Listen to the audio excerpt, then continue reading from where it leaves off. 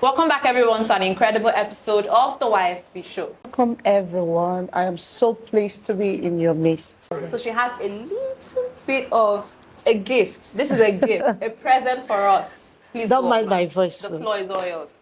Powerful voice. This is humility. You don't have to worry, and don't you be afraid. Your joy comes in the morning. Troubles, they don't last always. For there's a friend, He's Jesus. He's there to wipe your tears away. And if your heart is broken, just lift your voice and say, I know that I can make it no matter what. I know that I can stand. For no matter what may come your way, your life is in His hands. And this is the assurance. With Jesus, you can make it no matter how long. With Him, I know you can stay. Oh my goodness. For no matter what may come your way, your life is in His hands. I love you. Thank you so much. Thank you. Wow. So how did you discover your voice? You know, growing in this city as a young girl coming from a Christian family, we usually go for all these things, rehearsal, like every normal average child growing in his or her environment. I discovered this talent. My parents noticed that I love singing, so they had to channel me right because I always thank Immediately? God. Yes, Wow. I had to thank God because then I had all the lyrics of all this secular song on my head. So, but I noticed that there is something striking about the voice. It always speaks the message of healing, the message of impact, the message of transformation. So what I did growing up as a teenager, with the passion I had to call upon my teenage friends who had the same passion. We opened a group then called On the Fight Praise Singers. I was the one championing it, We are so passionate to, lend our voice for the community, for everyone to listen to.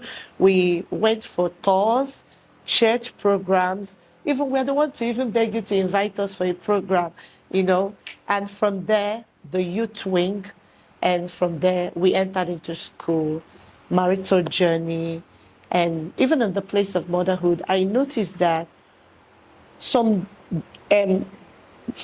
chose their genre of song when it comes to high life, pop, but mine is more of the soulful nature.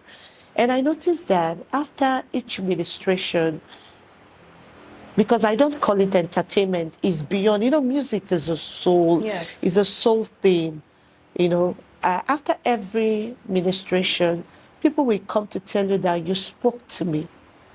I didn't speak to you directly, but there is a message in the sound. So I started saying, okay, wow, there is a message for me. And that message that God gave to me is to throw more light to the world and to tell them that I am God, that I can do all things. I am God, that I can still pick the pieces of your mess and turn it to a message. I am God, I can still change the narrative that man has placed upon you. So the pastor will preach in words, I preach with my sound. And from that sound, I noticed that they love coming to me. I don't know how it happens, but when they come and when you speak to them, they leave happy. There's this weight that is always lifted from them, their shoulders. And I started building and working on it. So I said, okay, not only that I am a soul singer right now, let us now walk into that counseling section, which made me to go into school. Now, currently, rounding up my master's in counseling. Wow. So that I'll be a certified counselor. Because I've been doing it one-on-one all these years. You know, my circle, small space, church, youth program, conferences, you know. So that is how I evolved to the woman sitting here with you, my dear. Incredible, incredible. So you had that family support growing up. For people that do not have that support, how do you think they get to a point where... Yes, that's where a mentor comes in. I'll say it again. That's where a mentor comes in. That's why we are coaches. We are everywhere. Short, this present generation are blessed. Growing up in my time, I can stand and say that I didn't have any mentor. I did. Wow. I self-educated myself. I bought books. I read a lot. I will tell you that a lot of my mentors are maybe the likes of Mike Murdoch, Mike Moreau, Joel Austin, and all those. They don't know me. You read their books because, you know, Norman Vincent, Yes. you know, all these young Kenneth motivational, Hagin. inspirational books. So the desire to grow was there. But this generation right now are blessed. You can comfortably walk into your mentor. You can comfortably seek advice, mentorship, coaching section from all the men and women around you. It's a leverage they had to leverage on. But you know, currently, we have a lot of youths that believe on the ease path. They just want everything to happen just like that. No, there is a process to every growth. Experience is the best teacher. You don't need to go through that experience your coach or mentor has gone. You have to learn from their his or her experience, experience yes, so that your journey will be much, much easier for you. Do you understand? So if you don't have parental support, or maybe you don't have support from your peers, there is a place of service. There is a place of honor. But my challenge again, and I keep hitting it on all my posts on social media, the youths of this generation make light of familiarity. They are so familiar with the people they once honored. That's why most of the time, all those men and women in the high sector, they don't like opening up. They don't like proximity because people tend to mess it up when they are given access. So please, if you want to grow in this journey of life, don't abuse access. Honor those people you once admired. It pays. That's it. Some may sort of figure that when it comes to mentorship and, you know, service in a ministry, especially when it comes to, okay, you are a gospel artist. Yeah. How do you counsel people who do not know how to carve out their niche? That is it, because some at this point would argue that in the gospel ministry or in the gospel aspect of music industry and in the secular aspect of music industry, that there is a gray area where it's not worldly, it's not secular, and it's also not gospel. How do you figure? Well, firstly, for you to say you're a gospel artist, you are meant to die daily. Dying daily is that you have to understand that this is a spiritual assignment. You don't validate it by the secular setting. There is a difference between a secular artist and a gospel minister. We all sing, but we don't have the same goal. We don't have the same assignment. That you are called to gospel, that means you have to die daily. You have to die to your flesh. You have to die to your will. You have to seek God's face. And you don't have to do it your way. It is God's way. But as a secular artist, you do your thing. You can even end up, showing your cleavage as a woman. You can dress to kill. But we dress to worship. Because in the secular world, it's easily, you can pave your way to any way you want. But us, hey, the Spirit constrains us to a lot of things. So that's why whenever they come to me, all these young, growing artists, I will firstly ask you, are you sure it's God that called you or MTN that called you? Oh. Is it Airtel, Glow, or is it God that called you? If he's the one that called you, don't wait for the paparazzi. Don't wait for all the applause of men. You have to die daily. You have to seek his face. You have to know that your music, your sound, everything about you ought to align with the object of worship. And who is the object of worship? God. He is. Do you understand? Yeah. So anything you're doing as a gospel minister and your motive is not God, you've not started. So I firstly ask them, are you sure you want to do this? Because there is, the road to the secular setting is very, very broad. It's big, it's enormous, it's gigantic.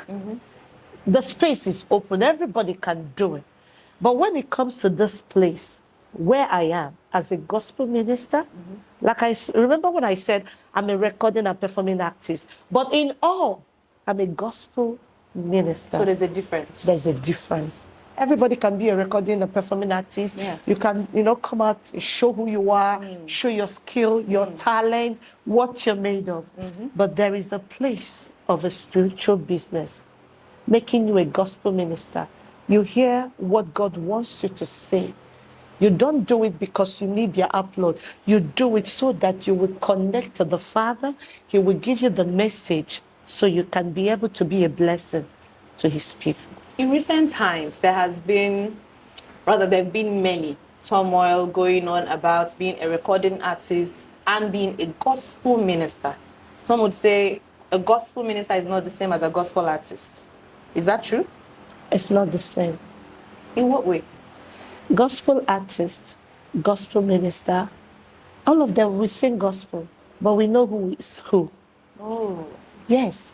The Bible said, my Father knows those who are his. That's why I said, in everything you're doing, what is your motive? Everybody can be a gospel artist. After all, I can come out and sing any song that aligns with God. Yes. I'm already a gospel artist. Anything that aligns with God. And the next minute, I am doing something else that doesn't align with the message I was portraying. A gospel minister is someone, not only because you know how to sing, your lifestyle. Every word you say must align with the word of God. And not only that you're saying it with your mouth, your character, your behavior, your assimilation, your assertion, everything about you has to align with the system of heaven. That's why everybody can sing. Even a child, a toddler can even sing God in the song. But are you living God in your lifestyle? So a gospel artist and gospel minister, they are not the same. Even in this, our gospel setting, in our music setting, we know who our is. And they will tell you, leave this one. This one is a child of God. Some would argue, who is to judge? You said? Some would argue, who is to judge? Nobody needs to judge, but you yourself, you know the truth. And the truth is the only thing that sets you free. In our circle, there is a program I went. I won't call the program.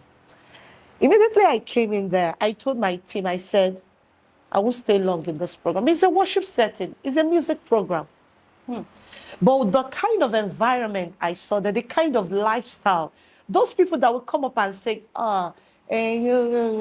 immediately they step down from that stage. Either they are clustering around outside, or either they are smoking, either they are drinking, either they are doing a lot of vices. But they sang God a few minutes ago. Yes. I told my team, once I deliver what I am here to do, we are leaving. I'm not going to stay in this environment.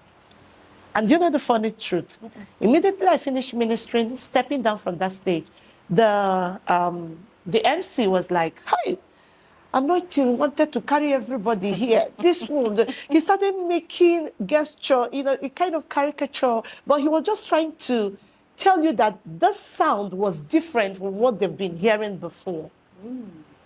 But all of us are gospel artists. All of us are gospel ministers, right? Yes. But it takes dying daily for you to single yourself out from the crowd. So there's nobody to judge. You yourself. He or she that is pointing fingers at people is enough to put yourself, assess yourself. Are you living the life? Because we keep saying that worship is not only the song we sing, it is our lifestyle from Monday to Sunday. It is not only about what you exude from your mouth. Yes. It is your lifestyle on Monday to Saturday, not that song you only sang on Sunday morning. That is worship. So I'd like to hint on what you mentioned, spiritual business. It's been, I think, age-long issue in gospel. Being a gospel minister doesn't mean you're in the music industry, does it? Being a gospel Minister, does it equate to being included or involved in the music industry business? Yes. So Music business. the issue, what's your take on the issues with what the ministers receive after, where they minister, whether it's a The church? honorarium. Exactly. So the issues around that, there's always been the back and forth and the back and forth. That's why I said everything boils around personal conviction with God. Like me, I don't stand against people that charge. Because when the other story came up one time, I told them, I said, music business is a business that has a collective factors. Most of all those artists that charge that big, that huge amount, maybe it's from the record label where they are signed to. Yes. But you, as a brand, you know what works for you. You know your music journey. You know what aligns to you. And most of the time, why so thing happen is because a pastor that believes in your ministry or organization, ministry, that believes in your person, in your calling, you don't have to stress yourself. They will honor you.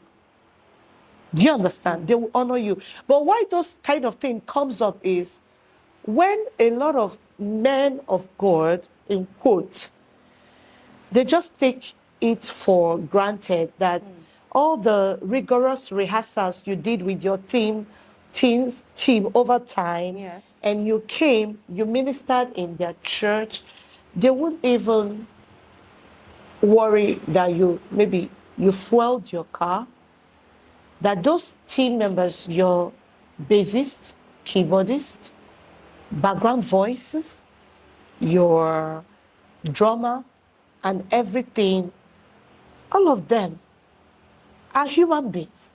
They left their time. Yes. They left their space.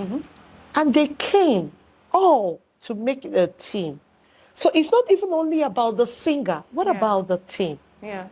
So the negligence, that's where the fight comes in. Do you understand? They will give you something that can't even take care of you as a person. Okay, the last time I was talking to one of my son, I told him, I said, imagine if I want to charge for my administration. I'll start from the hair I'm wearing, the clothes, the shoe, accessories of a woman, my bag. Imagine coming out for each outfit. I know how much it costs. Then your team, putting them together, nights of rehearsal, paying for the fuel, paying for their feeding, because I take care of them very well. I believe in them. That's why they are with me over the years. So that's where the narratives keeps changing. Not as if the artists are crying out, you must give me. No, we are sending a narrative telling you that this things needs to be honored. You understand? So everybody has their own belief system. For me, mostly, I don't. All I do is I'll tell you, what's your budget? Oh. Do you understand? I'll ask you, what's your budget? If it is something we can align to, depending on the distance.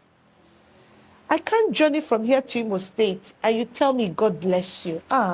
It's not fair. Yes. Do you understand? I'll just ask you, what's your budget? If it is something we can align with, I will tell you, okay, let's come. If it is not something, I will tell you, okay, can you just augment it a little? At least at the end of the day, let this young folks that believes in my assignment, in my ministry, let them be blessed. Is that too much to ask? It's not too much to ask.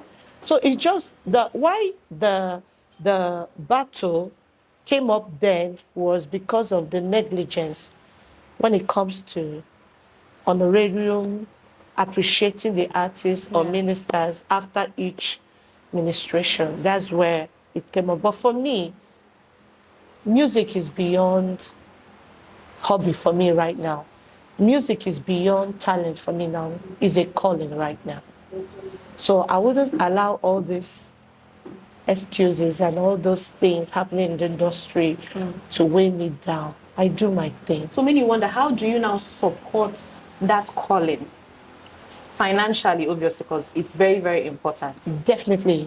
Definitely. That's why I encourage anybody in this music business to at least have something to be laying your hands on until the music stands.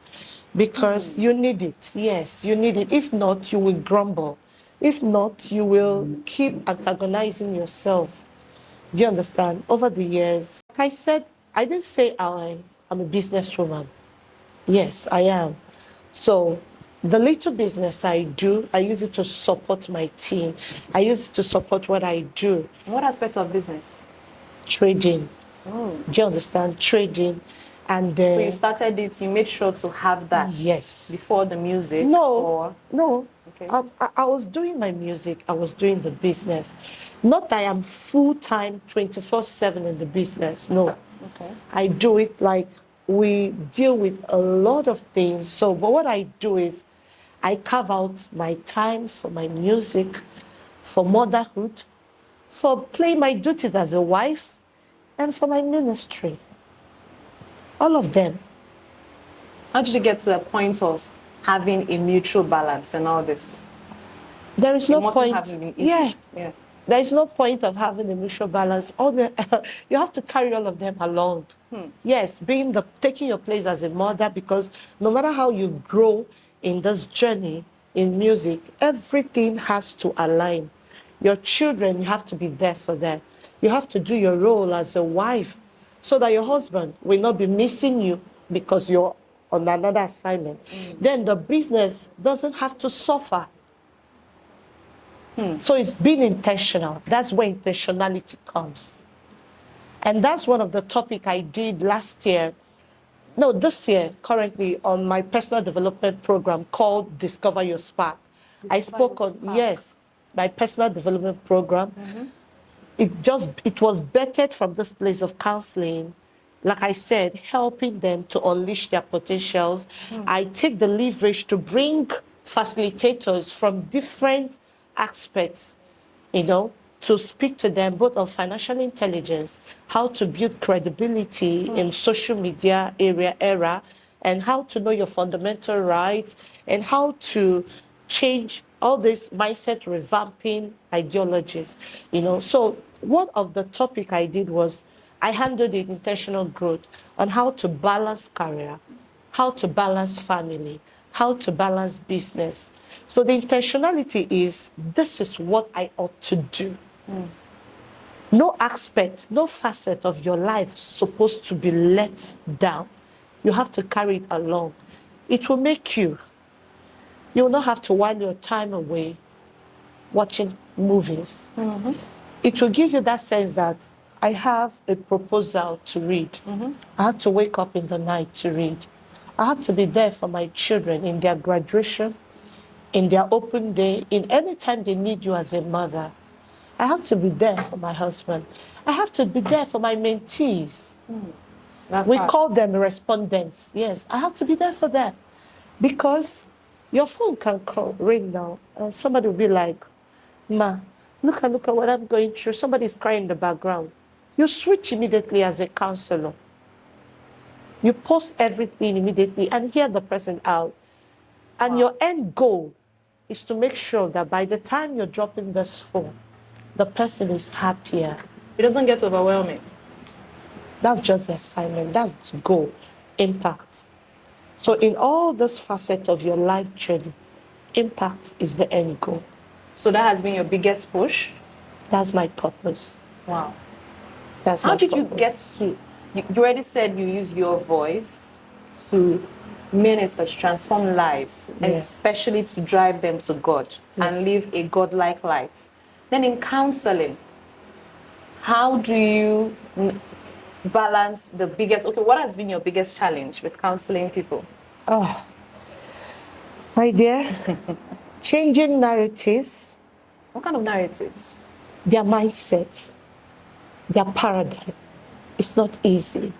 Some grew up in an environment, a dysfunctional environment, and they already thought that that's the way of life. There's one of this mantra I usually use. I said, it's not easy to change an adult. An adult that already has a social life, an adult that has already grown, as in had these environmental factors. That's one of the problems we have in marital journey. There's this course we usually have. We say it's family and marital counseling. One of the challenges we have in marital counseling is changing their mindset, changing the theory they already have. So one of my biggest challenges and one of our biggest challenges is changing their paradigm, to tell them there are many, many ways you can do this and yet to get a result. Do you understand? An adult that believes that speaking to a woman, being boxy, is the way to try.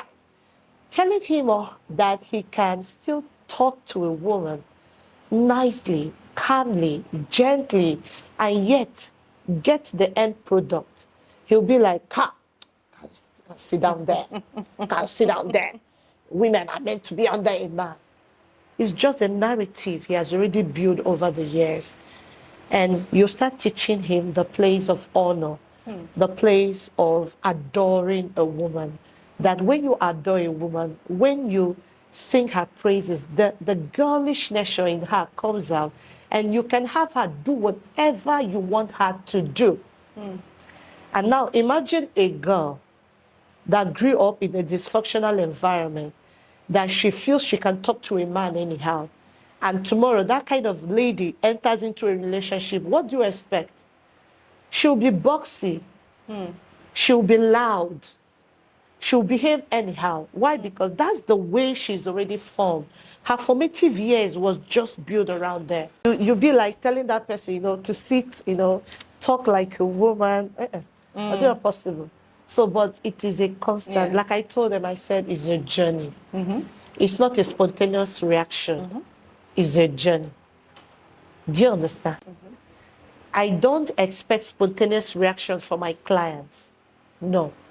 I walk them through the journey of self-discovery, self-awareness, self-reflection, and building a healthy self-esteem. Has there been a disparaging gap, gender-wise, in the industry? Whether it's via as a recording artist, how do you place, like, wear the foot shoe, that shoe of when you are a recording artist and you mean business, and then when you are a gospel minister, balancing if it's honorarium, if it's payment, because the record labels, the logistics involved, your team, equipment, resources, every many things. Yeah, like I said earlier, it's quite challenging. There are a lot of times you will just sign like this and you'll be like, God, how am I going to do this? Because one, you don't want to compromise. And you end up compromising. Yes, we have come to that crossroad that on your table, you're meant to choose. And you know that you choosing this will go against your belief system. And you taking this will set you on a higher pedestal. But like I said, we are constrained. And I said to myself, when it comes to that kind of closure, I said, Angel, I rather remain the way I am with God and sell my soul just for the fame, which I don't even know how long is going to last. I rather stay with God and trust Him, lift me up, than trusting a man or a record label that want to assign me, but yet I know that is going to take its toll on me. One, it will make me to compromise because they will sign me to some places I wouldn't love to go.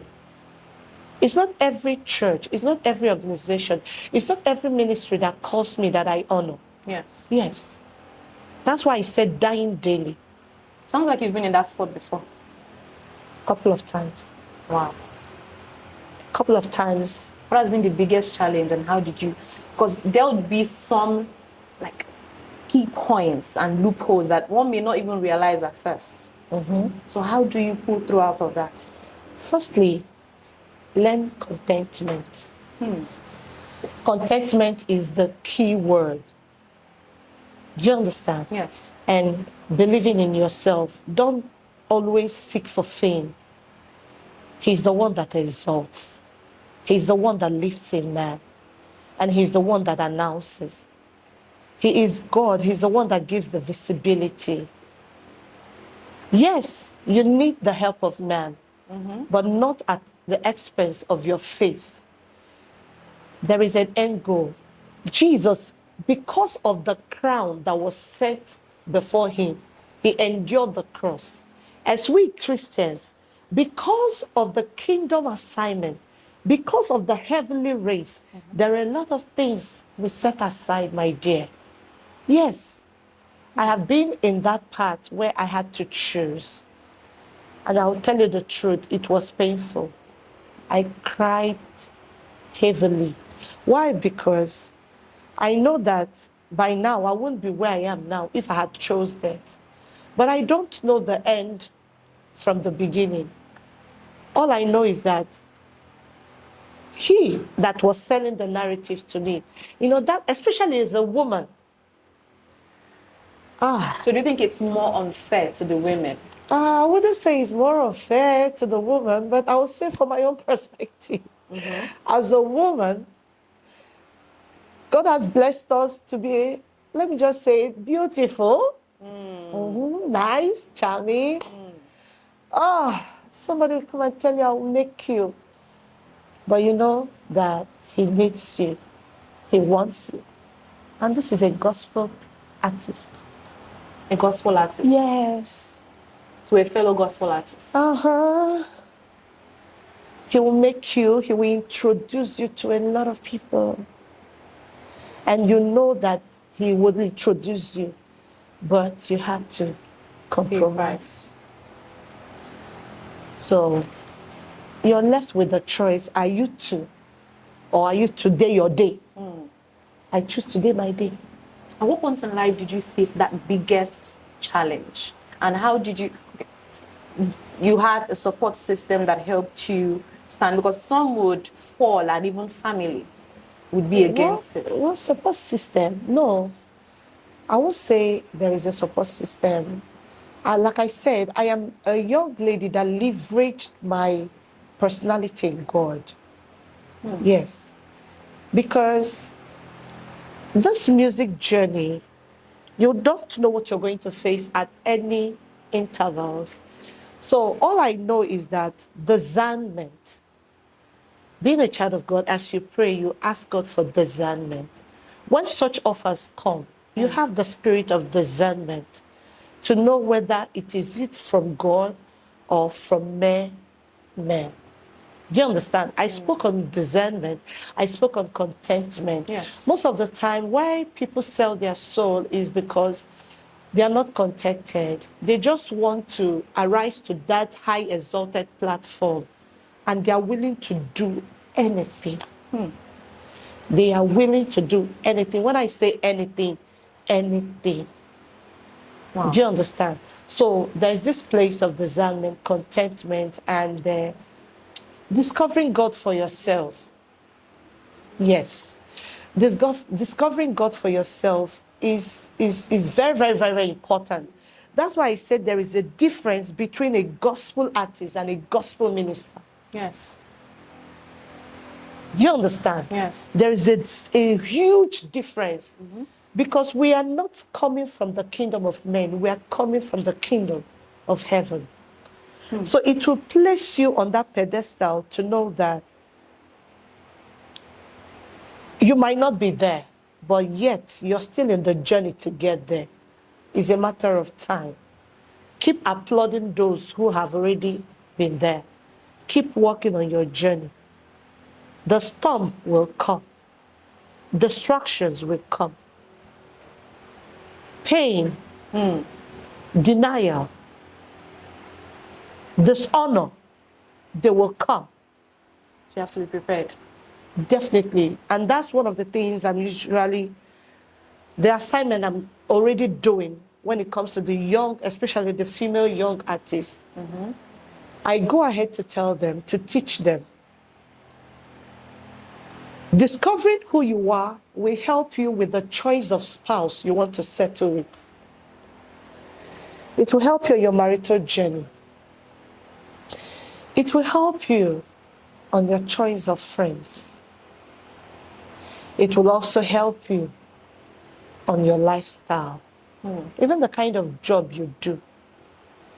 Do you understand? Yes. Yes, because aside from ministers of God, pastors, the next individuals they look upon when it comes to the church setting is the singers.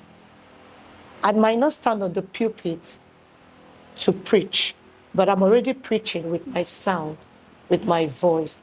So any little mistake you make, the bloggers, news we carried, our renowned gospel music minister, caught with a man coming out from the hotel.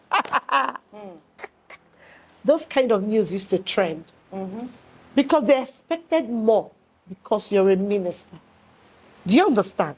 They expected more because they see you as someone who has been given the assignment to sing the narrative of God to his people. So now imagine an Insta blog. Imagine all these bloggers.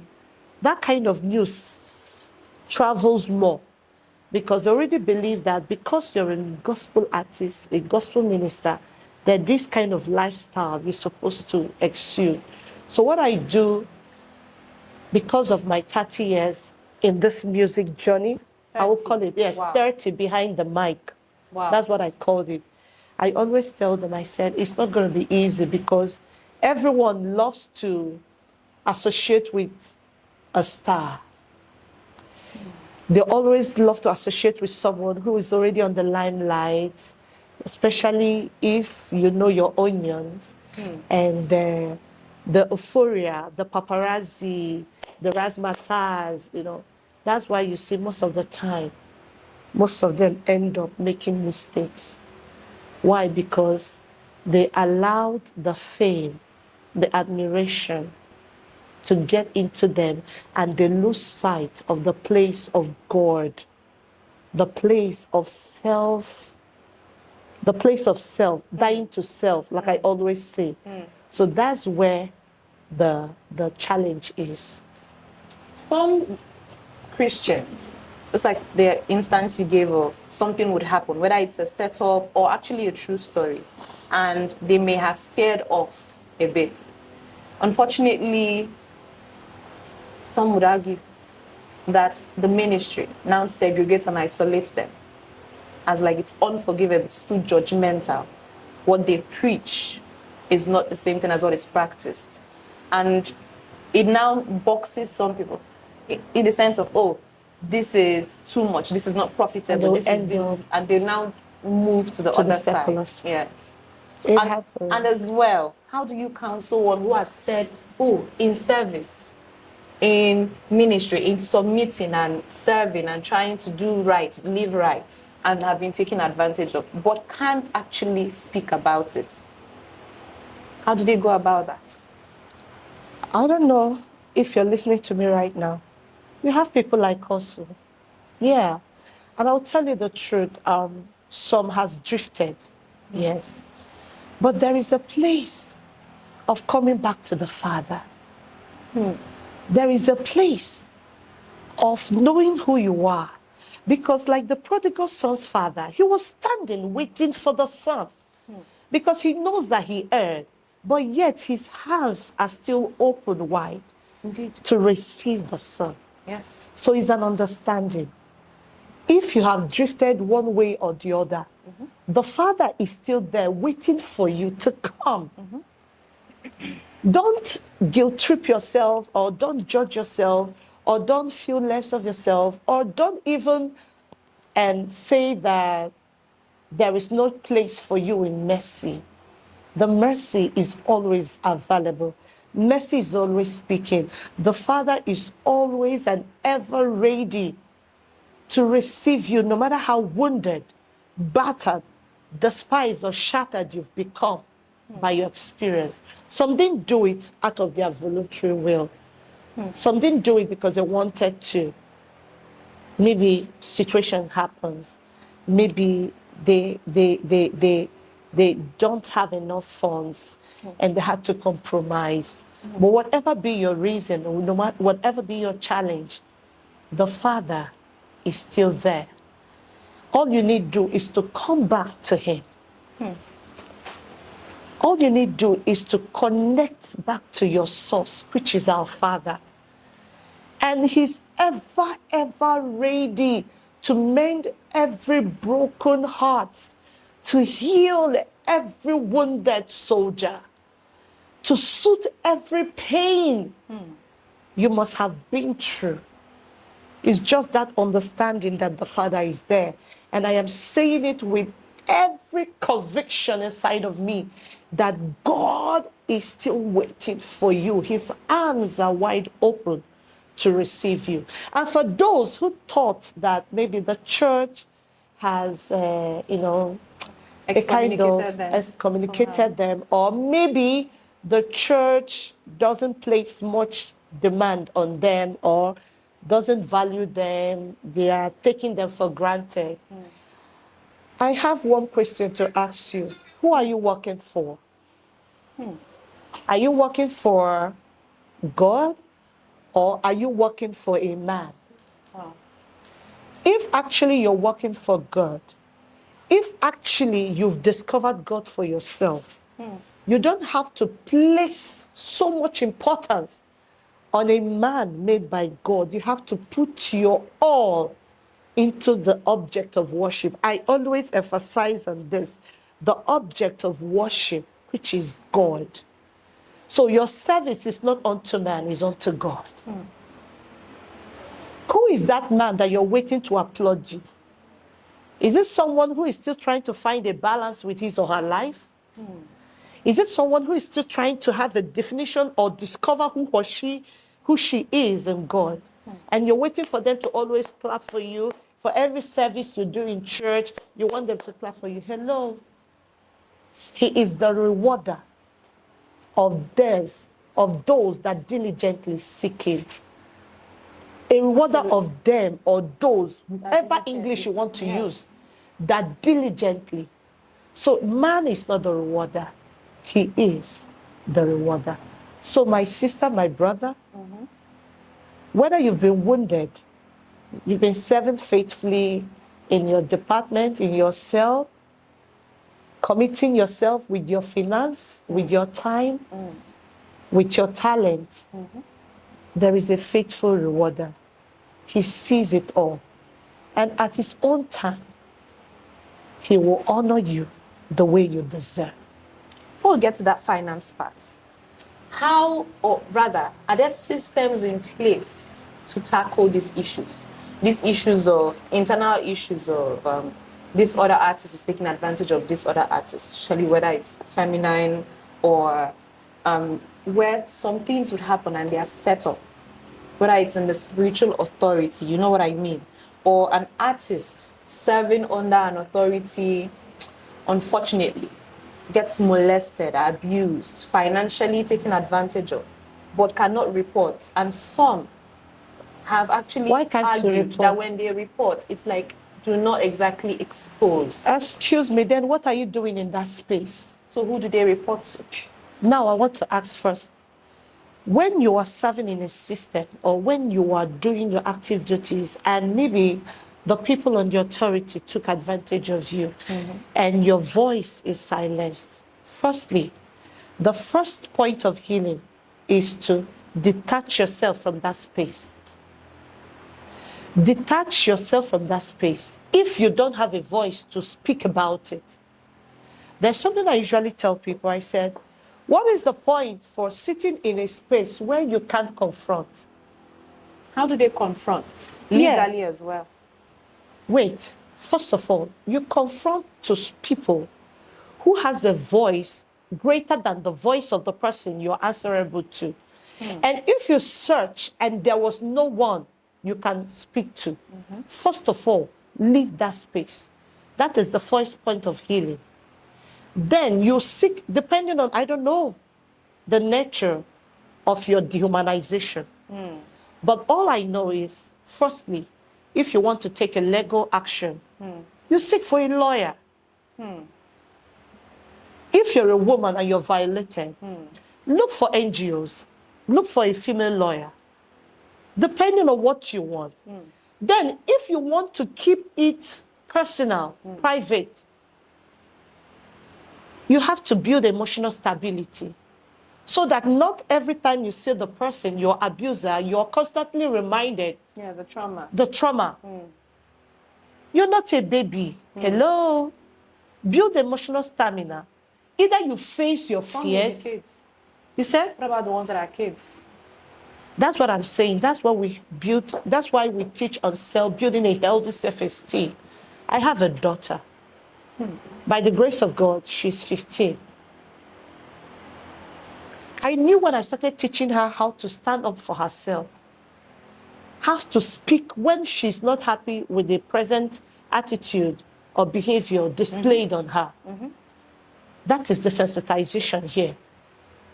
You teach, That's but very important. there's a lot of adults that don't even have a voice. Yes.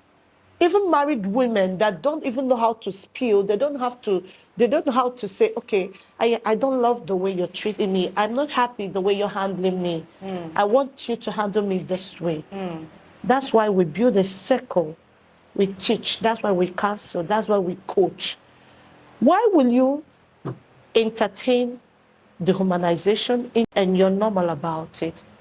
Then when something happens, because of that traumatic experience you've already, experienced, you will end up bleeding on someone else that didn't do anything to you. Yes. Why? But it must come out another way. Definitely. Because you have not walked through the journey of healing. Yeah. Some people run away from pain. I have a book I'm writing. It's called Bloom Again. Bloom again. Bloom Again. It is a journey to healing from pain. One thing I notice in life is that a lot of people hide from their pain. And they'll be like, I'm okay, I'm fine. No, don't worry, it's okay. You dealt like me, okay, don't worry, I'm fine. But they're not fine. When something triggers that emotions, you will see that they are still bleeding inside, but they're just trying to cover it up. They just want to conceal it that they've healed. So it's not attributive to the stereotype out there that this generation complains too much. What are you complaining? That thing you called complain is that we are already saying that we are not okay with the narrative. We are not comfortable with the way things are happening. Now, the society calls it complaining too much.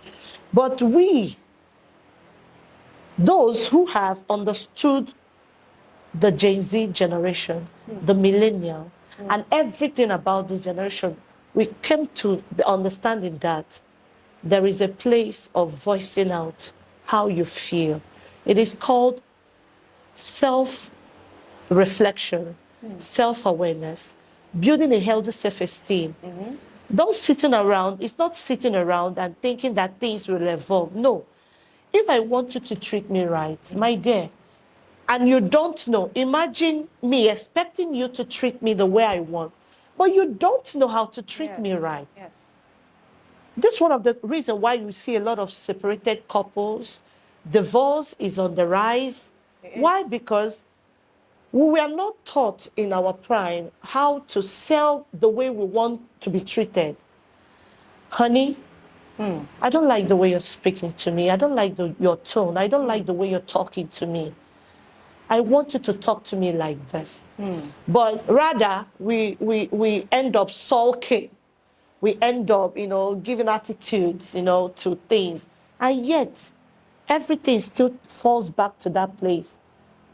So now we teach the place of having a healthy communication skill, both in relationship, both in the church setting, both in every societal environment where we are. We teach the place of conflict management. We call it conflict resolution. Yes. Do you understand? Yes. So all these things are healthy habits. Every adult is supposed to imbibe. Do you understand? So both in the gospel setting, both in the counseling section, both in the business, school, environmental, everywhere you are. Imagine if every adult have a healthy social intelligence, emotional intelligence.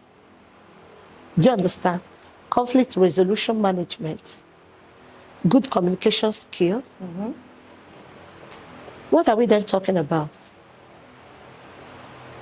It will make a lot of things, a lot of vices to be on the low. Before I open my mouth to talk, I will check whether if it is okay to speak to you with that tone or that manner, regardless of how I feel. I will not come and bleed on you because I am pain, I am hurting. Do you understand? So, both in the church setting, if you are in that atmosphere and maybe you're violated by a brother or even by a spiritual leader, hello sister, hello brother, the first journey is to build a healthy self-esteem by leaving that space. Then if you so much love your church and you want to stay there, build a healthy emotional stability. So that, what's the point of being in a firm or in a ministry? Your heart is not there. You're there with grudge. You're there with pain unresolved. So the best thing is for you to either you build a healthy emotional intelligence, or rather you leave the space, you change to another place. There is this friend of mine. She was being gossiped about. The slandering was so much. By the time she came to me, I asked her one question. Are you comfortable in that space? She said no. But she has been in the church for years. Excuse me. What is the essence of being in the church for years, yet you know vividly well that you're not happy where you are? Any day you want to visit your church, you're angry because you believe that they are speaking about you, they are talking about you, they are whispering and saying ills about you. The best thing is for you to exit that space. And she obeyed. She did. Right now, she's enjoying her new space. Wow. Yes. Incredible. What's the essence? Why grumble when you can make a move? Why sulk when you can effect a change immediately? So, my sister, the main thing, the problem, I'll call it, the challenge I have with especially adults is to change that limiting belief that it's not possible. Everything is possible. Even yesterday, I had a one-on-one section with a 62 or 63-year-old man. He said he wants to go back to school, but he had this ideology that, what will he use education for now? He's already 63. The question I asked him was, sir, are you dying now? He said, no. I said, are you willing to give up on life? Like, have you finished everything you came on earth to do? He said, no. I told him, I said, going to school, that the woman that was sitting before me in the exam, because we have the PhD, we have the master's, the woman that was sitting in my front is a PhD student, and she is 72. Wow. And I said to the man, how old are you? He said 63. I said, if I can sit with a 72-year-old woman in the class, then what about you? He was, astonished. I said, sir, if this 72-year-old woman can aspire to do her doctorate, you can. Yes, you can. And I gave him an assignment. I said, sir, make a scale of preference. Firstly, go for your WAEC certificate. Go for your, what's it called? Your university certificate. And just put it on. Go for your transcript. Write it down. This is what I have to do. And above all, anyone that wants to go through the journey of life, you have to be a writer. You need a journal. Yeah. Because there is strength on anything you put down you want to do. That's one of the things that's helping me. Either you write on your phone, you have a journal, you write down whatever you want to do. So I gave him an assignment. I said, sir, write down the journey, the processes it will take you to achieve that goal. Don't look at the bigger picture. Because when you look at the goal, it might take you 5 years, 6 years. And you'll be like, where will I start? Can I do this? All you need is a step. When you enter into the journey, you will see a lot of people in the journey with you. They will strengthen your faith. They will hold your hands and they will carry you through. But when you look at how many years it will take you, you won't do anything. You understand? You won't do anything. So all you need to do is to aspire every day. Speak to yourself. Be your own cheerleader. I'll make it. I'll put through. I'll bring a change to my world. I will not settle for less. The world will hear my name. For anyone that comes around me, I said it at the conference. I said, I don't wait to go to that global world or to that podcast where they will know me. For anyone that comes around me, I make it a point of duty. Either you smile, either you learn, either you heal, either you strive to become the best version of yourself. All I know is that I must create an impact that will make you to seek for me the next minute. It's a purpose, it's a journey, it's an assignment. As you can clearly see, this is power-packed messages. Power-packed, back to back. Yes. Your counsel, you are filled with wise counsel. Thank you. When it comes to the finances, what are your guiding philosophy? For one who has either made it, in quotes, could you even define what made it means? What success means, people? To success, one, your personal impact, both the lives you've affected and you keep affecting, the souls you keep transforming. And there's something I usually tell them. I said, what is success without investment? What is success without impact? What is success without leaving future wealth for the generations to come? Do you understand? Yes. So that you have made it, I don't know what you think to your understanding of making it is all about.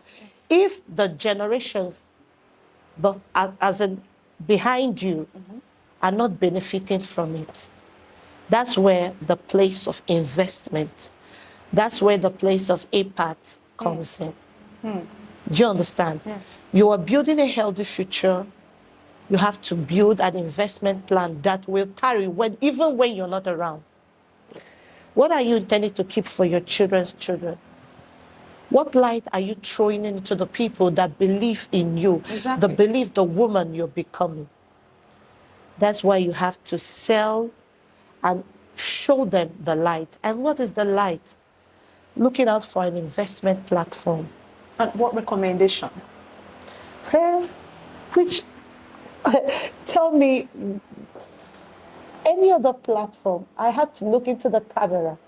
Tell me any other platform than building a solid, credible, will I call it impactful investment plan than Crystal Garden Estate.